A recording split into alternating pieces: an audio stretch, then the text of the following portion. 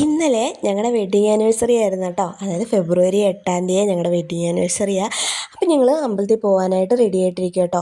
കുളിപ്പിച്ച് ഉടുപ്പും പാൻറ്റും ഒക്കെ ഇട്ട് കഴിഞ്ഞപ്പോഴത്തേനും നീലൂട്ടൻ കിടന്ന് സുഖമായിട്ട് ഉറങ്ങിപ്പോയി. പിന്നെ കുറേ കഴിഞ്ഞിട്ട് 6 മണി 6:15 പുള്ളിക്കാരൻ വിളിച്ചിട്ട് എഴുന്നേൽക്കുന്നില്ല. ഭയങ്കര നിർബന്ധമൊക്കെ ആയിരുന്നു.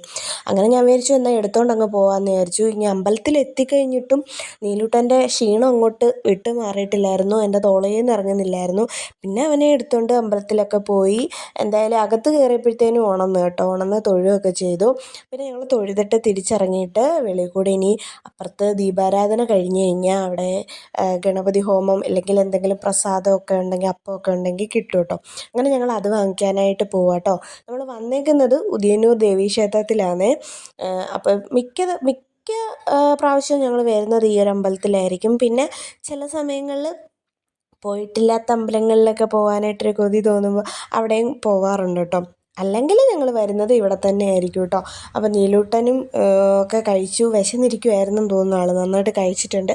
അങ്ങനെ ഞങ്ങൾ തൊഴുതിട്ടൊക്കെ ഇറങ്ങിയിട്ട് പ്രാർത്ഥിച്ച് ഈശ്വരന് നന്ദിയൊക്കെ പറഞ്ഞിട്ട് ഞങ്ങൾ തിരിച്ച് വീട്ടിലോട്ട് പോവാം.